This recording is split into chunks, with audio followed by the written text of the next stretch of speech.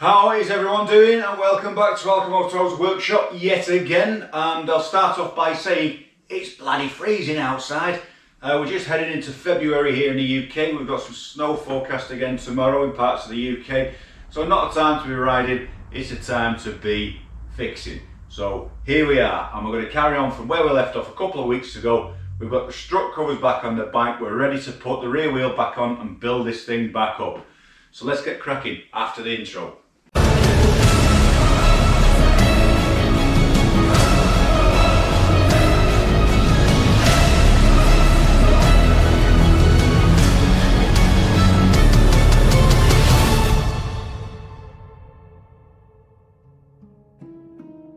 Okay, so we're going to carry on from where we left off. We've got the wheel and everything on the floor ready for the bike to get built up. And we did talk about what grease we would use for those bearings.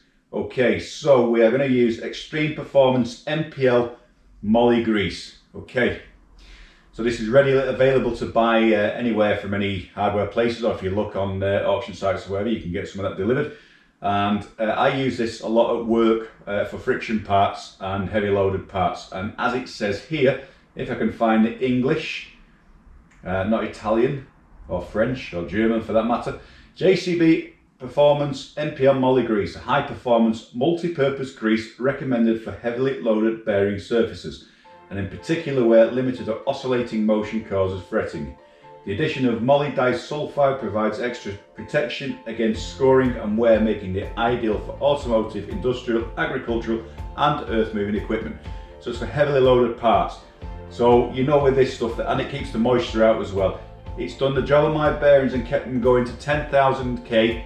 So I'm hoping it's going to keep them going for another 10,000 K. There is absolutely no wear and movement in my rear wheel bearings whatsoever, and I think that's fantastic. That's all from using this since I did my first 1,000-mile service.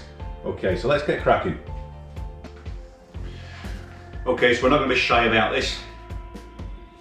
This is like a sort of silver colour grease.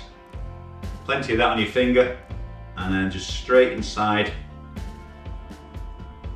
your bearing housing.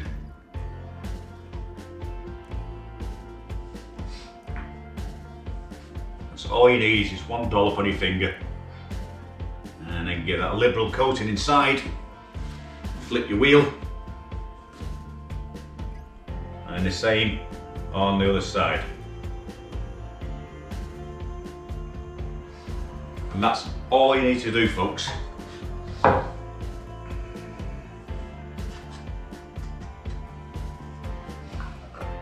Even if you buy one tube of that, that'll last you a lifetime. Of course, the next thing we need to do now is line the wheel up and put the shaft through and make sure we get it through the ABS sensor as well on the other side of the bike. We're going to leave the shocks off to do this, because what we can use is just pivot the swing arm to make it easier just to put the shaft through, and then line the shockers up. Last thing, we can lift the whole wheel up to put them in via the top bolt. So that'll be all clear later on in the video.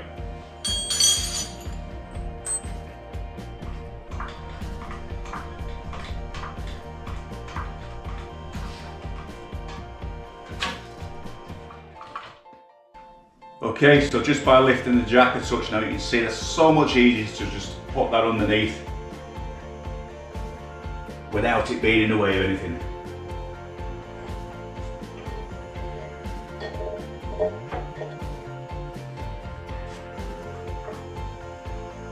We'll take the axle shaft. Don't forget your spacer, and we've polished that one up.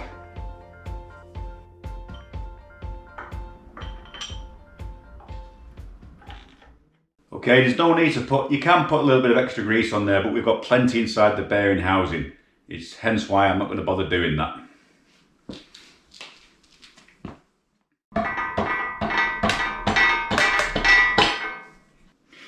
So obviously, because you've got the spacer here, you'll have no grease on the shaft just at the end. So it might be just wise just to put a little bit, just like I've done there, and then that'll just protect that from any water just after the bearing between the spacer, and stop that from rusting in the future.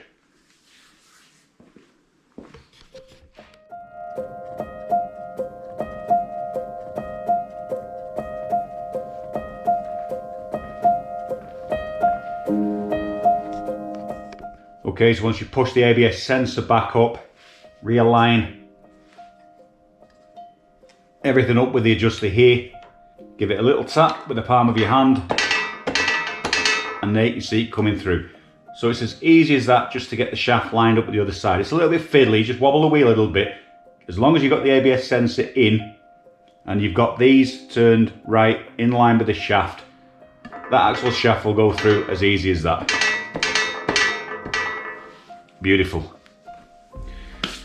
Okay, so what we'll do is next we need to tighten these up and align the wheel, but we're going to put the brake pads in and just put the caliper in loosely just for now, so everything's not hanging down, and then we'll adjust this back wheel up.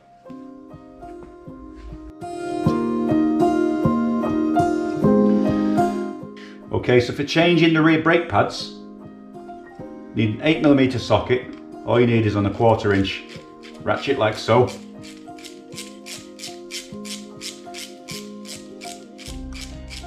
And undo that, so you can bring the rod out.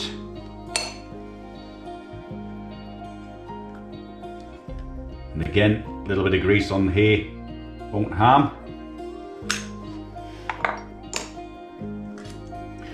And then remove the plate, and there's your pads there, and they should just fall out. Easy as that.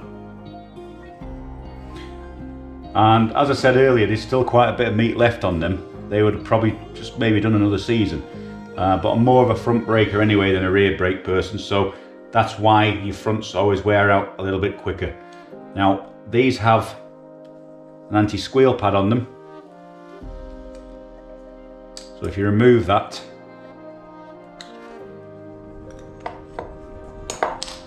and then fit those back onto the new pads.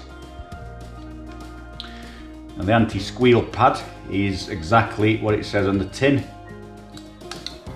and should help to stop those squealing brakes. Just a shim basically, that's all it is.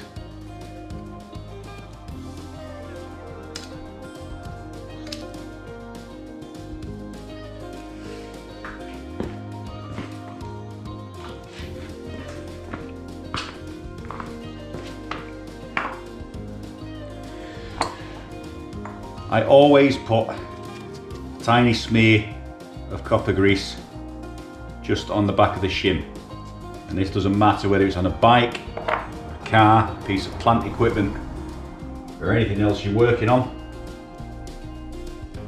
There is special tools you can get to open up the pistons. If you haven't got a special tool,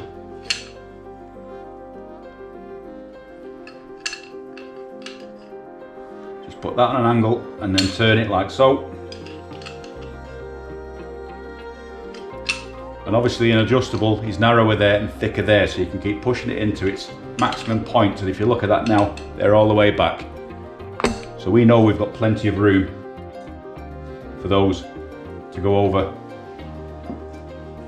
the disc. A little bit of copper grease on the pin.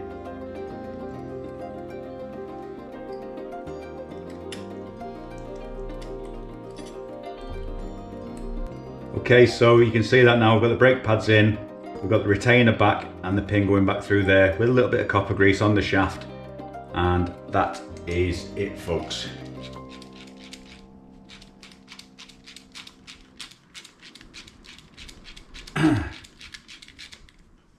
Tighten that back up, and again until you feel it tight, and then 1/4 of a turn. That is all you need.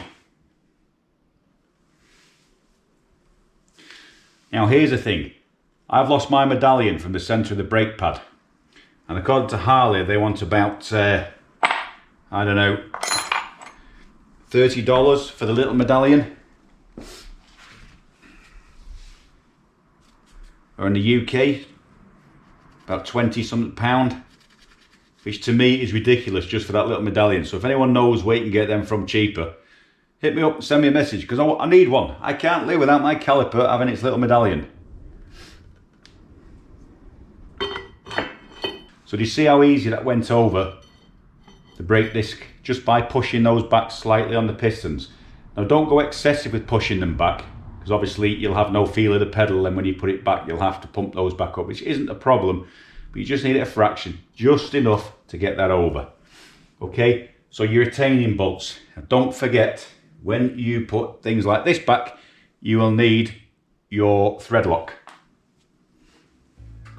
And just to remind you, these were the EBC brakes, the double H sintered brakes, made in the US of A.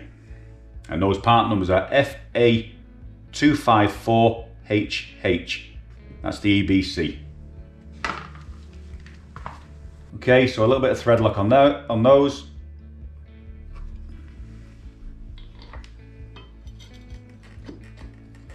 Okay, so for these bolts, I think we discussed these when we took these off, but we'll go over it when we put them back on. All you need is a 10mm multi-splined ring spanner for this.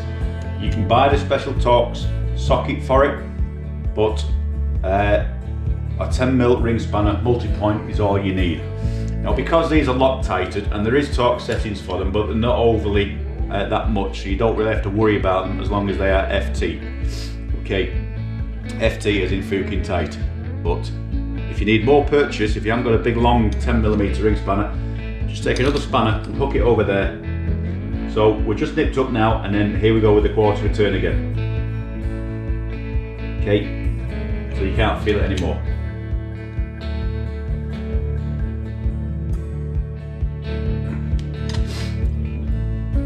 Now, of course, I could use the correct tools and I could put the small digital torque wrench on out of my own toolbox, but I'm showing you guys just from basic tools how to do this without having to go and spend a fortune, you know, at say Snap-on or anything like that, just to do the job at home for something you're only going to do once in a blue moon. So with a simple set of tools, that is sufficient. You know it's tight, it's thread locked, it can't come loose. So I'm quite happy with that. Okay, so what we'll do is now we'll just put the axle nut back on, and then we'll go to adjust the back wheel. Okay, so what we've got now is the bike is back together. We've got the rear shocks on, bolted up, number plate, all the strut covers are back on now with the bolts all tightened up, and the wiring is back together. The only thing we're going to do now is just realign that back wheel. So we're going to show you the tool to make, and or something similar, how to align that back wheel. So we'll start off, what you need to know is that the belt tension is the first thing. So we're going to draw back the wheel to give us the roundabout tension we need on the belt, which is about 1/2 inch of movement. So I'll just bring you closer to show that, and then show you the tool you need to adjust that back wheel so it's central and parallel to the swing arm. Okay, let's go. Okay, so just using your finger through here at the end of the belt guard, that's if you've got a belt guard fitted, and you can just push down with your finger and see that you have got way too much movement on that belt. Okay, you're probably near enough 2 inches of movement on that belt. So we're going to draw back the wheel now and then check that again, and when we're more or less there, we'll find the first side of alignment. So all you need is your trusty 13mm spanner.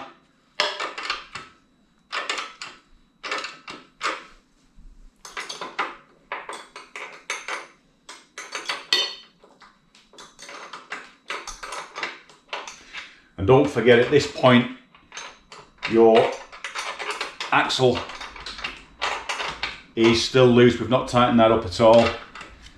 All we're doing is just taking some tension on there now.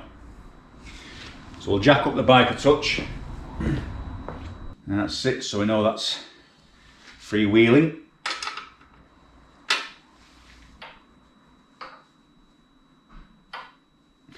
Okay, so we're more or less there now with the tension.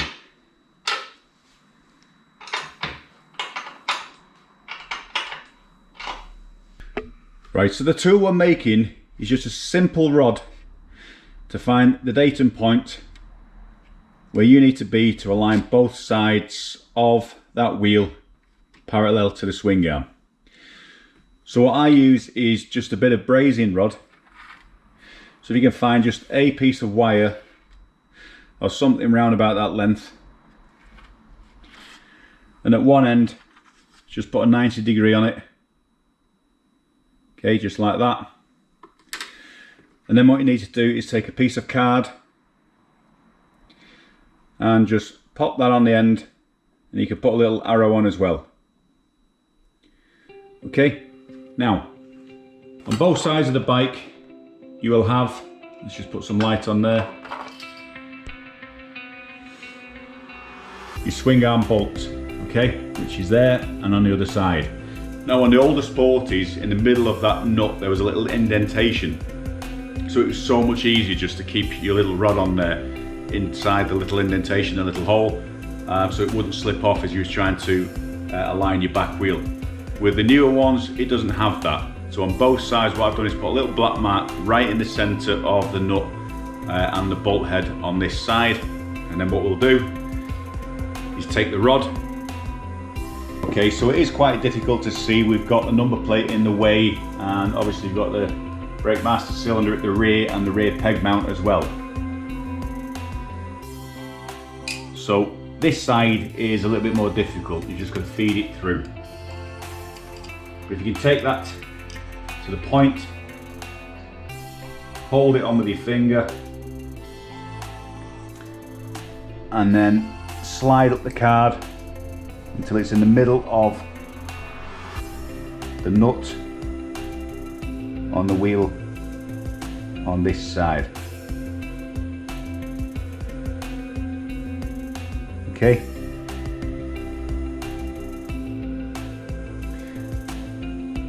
So without touching the card, we know we can do that to the other side.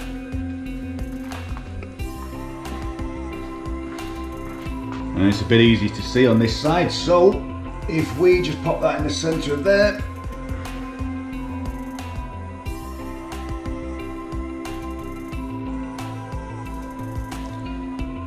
and then you can see how that one there is about 10 mil off centre, okay? So what we need to do is release that one now, push that wheel over, and then try again. So again, right on your black mark in the centre of the bolt, and then bring her up. And you can see that is round about bang on in the centre.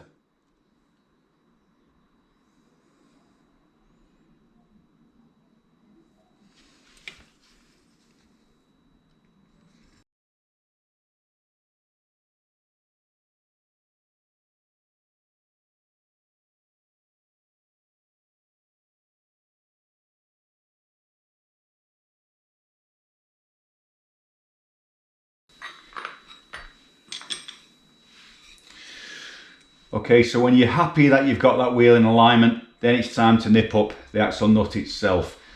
Usually, because the wheel's off the ground now, it's better if the wheel is back sitting on the ground. Okay, take some of the weight off the bike. You can see how it's just rocking a little bit, and even though it's strapped down, you want to make sure that's secure.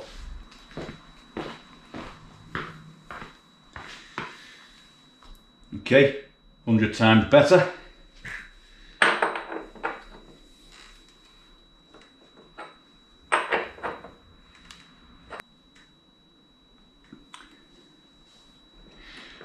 Another half a turn.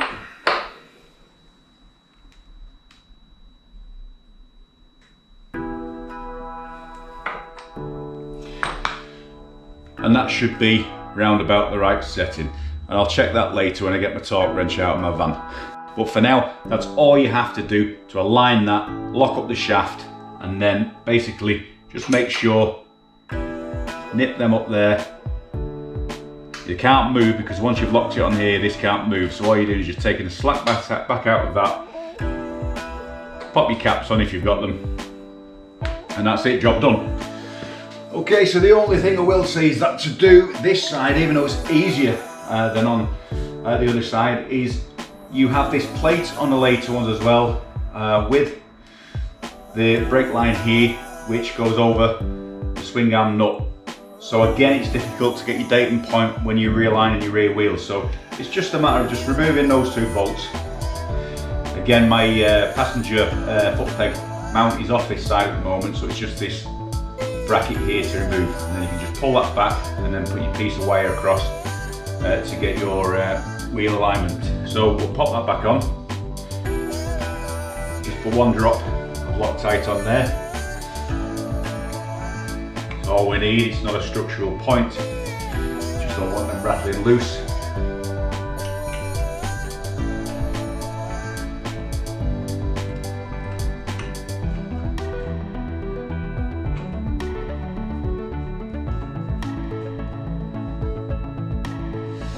And also, while they're off, it gives you an opportunity to polish the top of your bolts in true ALCHEMOTO style, because we don't like to see those bolts rusting or decaying away.